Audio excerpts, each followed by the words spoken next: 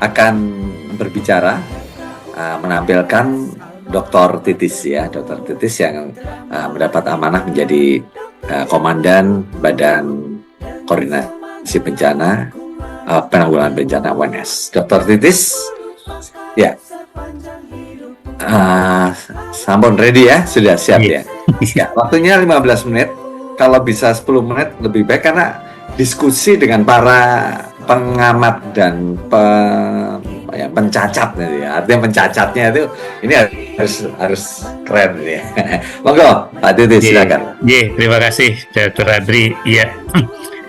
Selamat malam dan salam hormat. Ini ada Pak Dekan Prof. Hartono, Dr. Husein, dan juga Bapak Ibu semua yang hadir pada webinar pada malam hari ini. Ini tugas berat ini Dr. Andri, karena Prof. Hartono di pertama menyampaikan semuanya. Nah, ini pas bagian saya, ini apa yang ingin saya sampaikan ya, tapi saya coba sampaikan. Mungkin agak lebih bersifat provokasi aja ini. Bentar.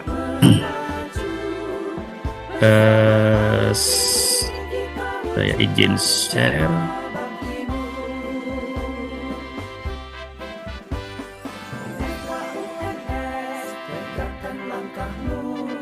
Iya. Ya, sampun ini sudah terlihat ya?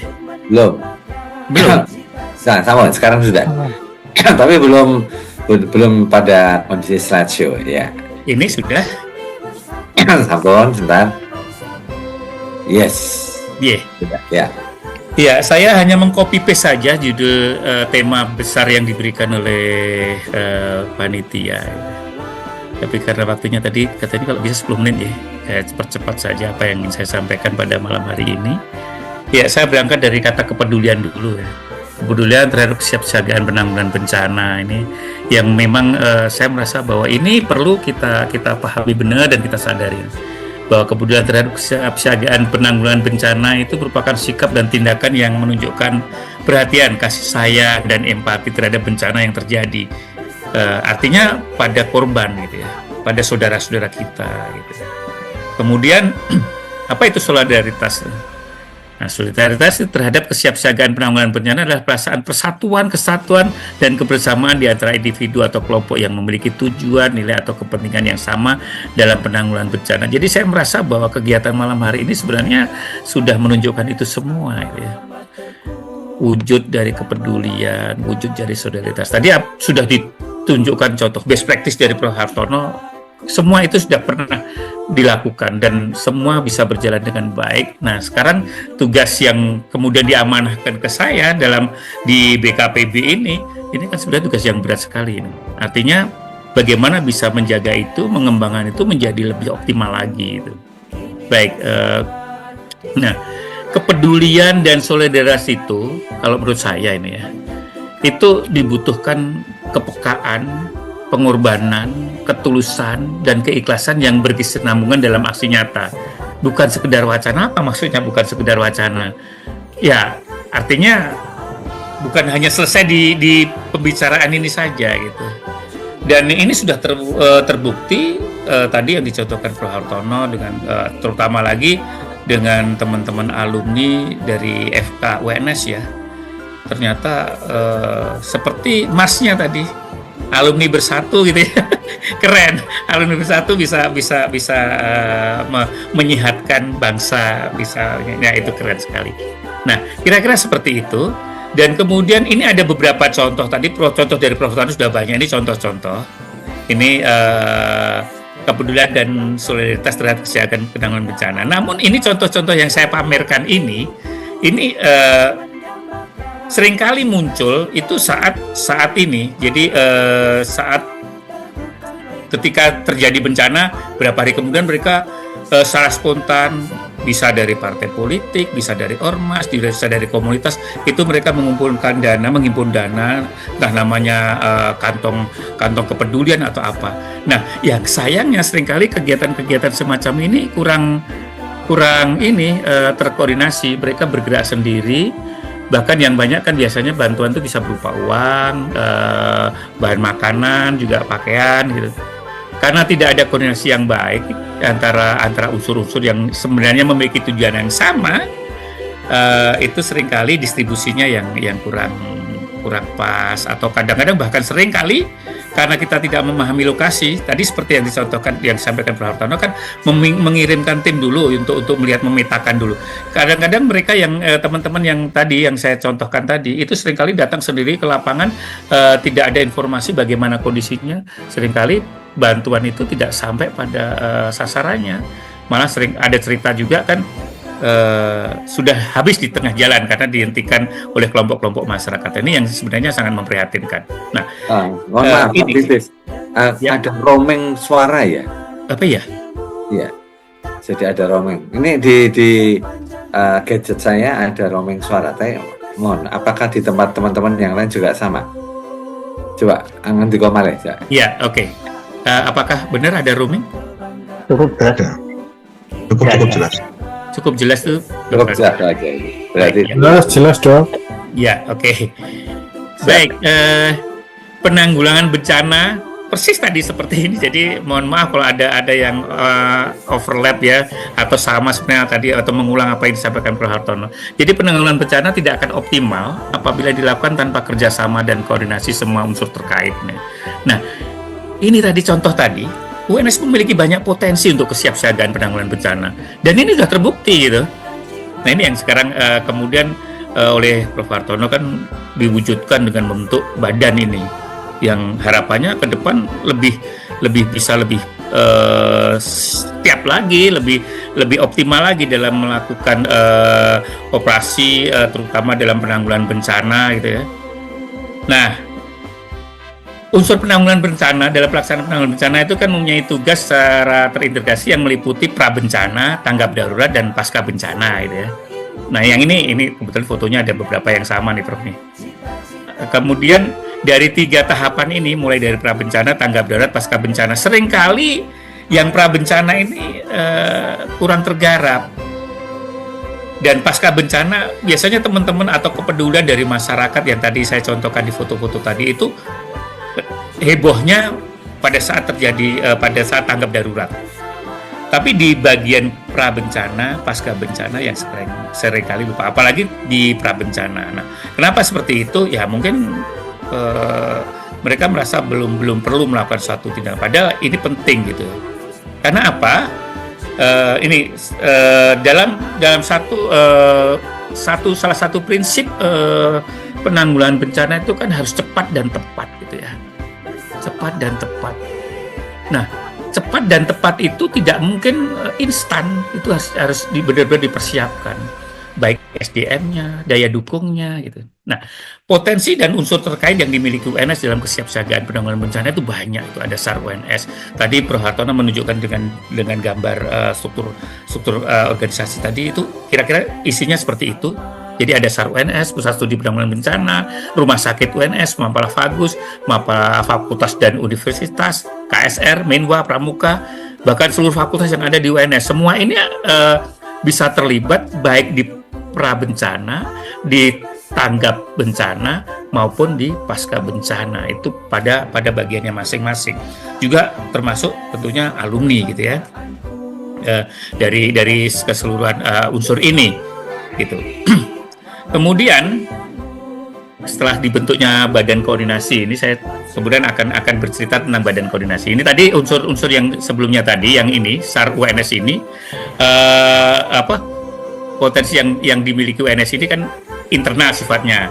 Nah, di Badan Koordinasi Penanggulangan Bencana atau biasa kita sebut dengan BKPB UNS ini, dalam upaya membangun kepedulian dan solidaritas terhadap kesiapsiagaan penanggulangan bencana itu memiliki tugas koordinasi internal dan koordinasi eksternal. Yang internal itu dilakukan dengan unsur-unsur dan potensi yang dimiliki oleh UNS dalam penanggulangan bencana yang meliputi 3 tahapan, baik prabencana, tanggap darurat, dan pasca bencana. Juga yang di eksternal itu dilakukan dengan lembaga di luar UNS, termasuk dengan mungkin Rumah Sakit Muardi, dengan TNI Polri, dengan PMI, dengan pemerintah daerah.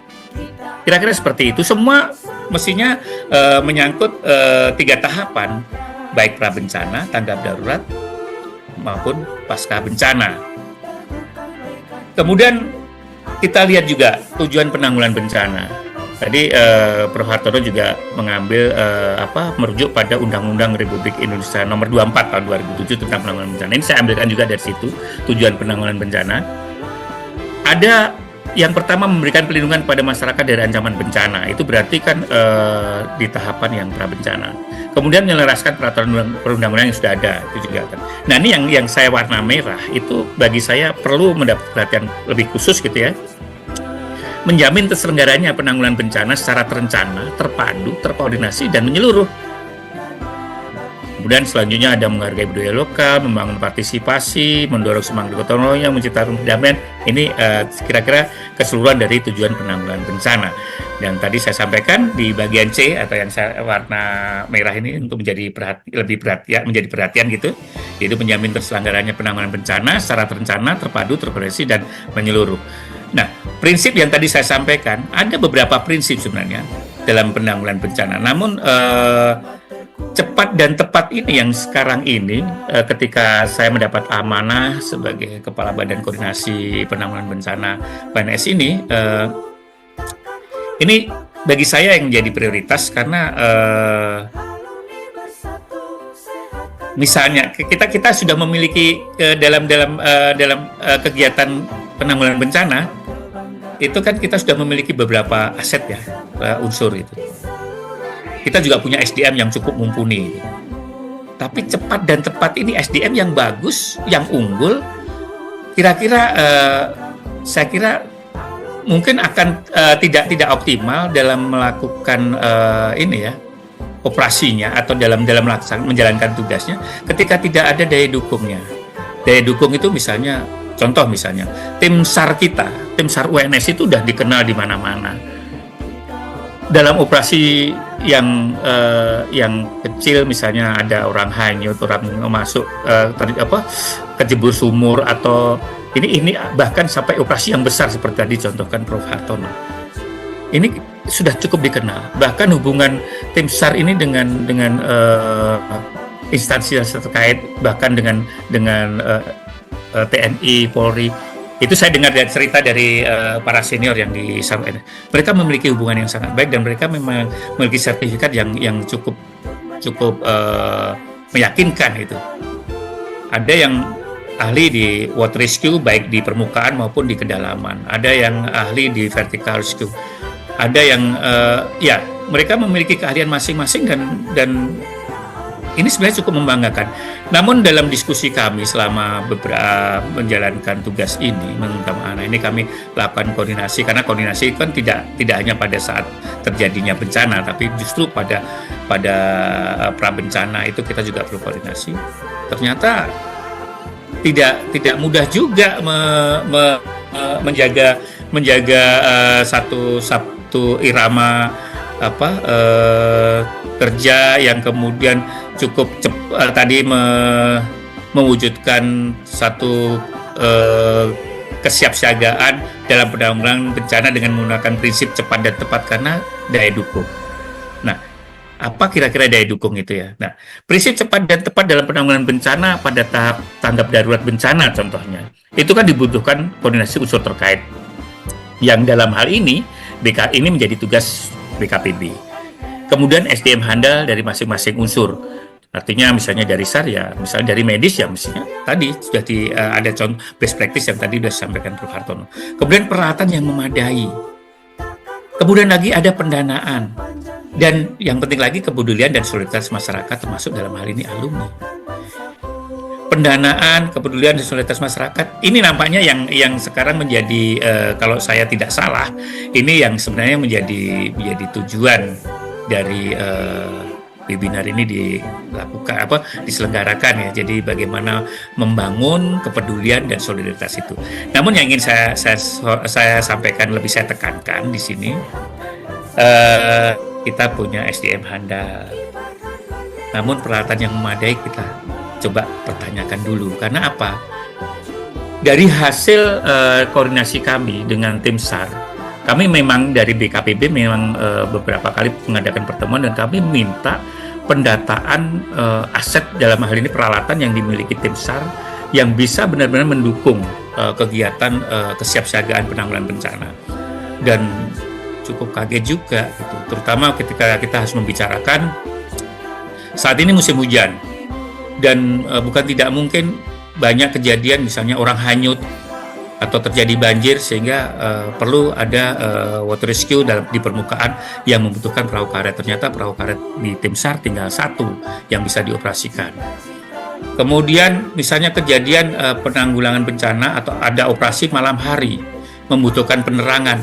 Ternyata tim SAR sekarang sudah nggak punya lagi lampu sorot, apalagi gensetnya dan tripod untuk ininya. Terus kalau misalnya terjadi tanah longsor, ada pohon yang tumbang, kemudian menimpa rumah penduduk, ada korban di bawahnya, kita harus segera potong itu. Ternyata tim SAR juga nggak punya senso. Itu saya coba data semua itu dan cukup kaget juga saya.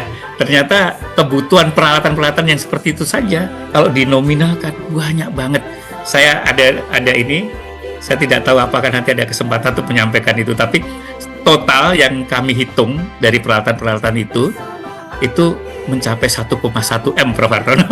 Jadi itu dan memang saya sengaja kumpulkan data itu, harapannya saya akan mencoba bersama-sama nanti membuat proposal untuk diskusi dengan pihak-pihak yang mungkin seperti bank mitranya UNS, siapa tahu mau menyarukan CSR-nya gitu.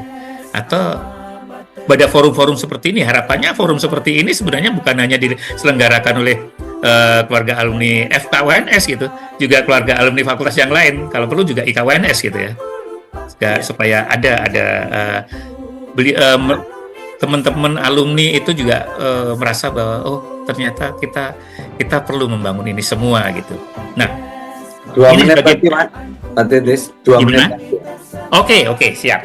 Nah, ini bahan perenungan dalam membangun kepedulian dan solidaritas terhadap kesiapsiagaan penanggulangan bencana. Yang pertama, aset dan unsur terkait kesiapsiagaan dan penanggulangan bencana yang dimiliki UNS cukup baik dan dapat diandalkan. Koordinasi antar unsur terkait tersebut harus terus dibangun dan dikembangkan melalui Badan Koordinasi Penanggulangan Bencana UNS. Ketiga, kepedulian UNS dan prestasi SAR UNS selama ini oleh masyarakat dinilai sangat baik dan dalam kesiapsiagaan penanggulangan bencana. Ini warnanya agak berubah, perlu perhatian agak khusus. Keanggotaan tim SAR UNS murni atas dasar panggilan jiwa dan mayoritas adalah relawan yang memiliki komitmen kuat dalam penanggulangan bencana. Dan ini agak saya merah lagi, perlu perhatian lebih khusus lagi. Ternyata operasi lapangan skala kecil sedang biasanya dibiayai dana patungan oleh para relawan UNS sendiri, SAR UNS sendiri gitu. Kemudian yang selanjutnya, yang terakhir, daya dukung peralatan kesiapsiagaan penanggulangan bencana saat ini sudah sangat minim sehingga dibutuhkan dukungan dana untuk pengadaan peralatan tersebut. Nah, nggak sampai 2 menit lagi Pak Adri. Terima kasih kepada keluarga alumni Fakultas Kedokteran UNS yang telah memberi kesempatan kami, dalam hal ini BKKBP UNS, untuk ikut menyebarkan virus akal budi dalam rangka membangun kepedulian dan solidaritas terhadap kesiapsiagaan penanggulangan bencana. Semoga langkah baik ini dan langkah mulia ini dari keluarga alumni KUNS diikuti oleh keluarga alumni fakultas yang lain dan IKUNS. Terima kasih. Saya kembalikan ke Pak Andri. Ya, mantan Pak Titis. Berikan aplaus. Ya. Menarik ya, menariknya Mas Ming gabungkan ya. Mudah-mudahan Mas Ming bisa rawah, tapi karena ini di record, ini bisa disampaikan pada IKUNS. Nah, saya kalau tadi Pak Titis itu mencoba menyentel sarana ya, yang sudah nggak punya gitu ya. Katakanlah banjir cuman punya perahu satu. Saya bisa melihat dari kacamata yang lain bahwa kalau tadi disebutkan Mapala, mahasiswa dilibatkan. Nah, setiap tahun Mapala itu bergeser ganti.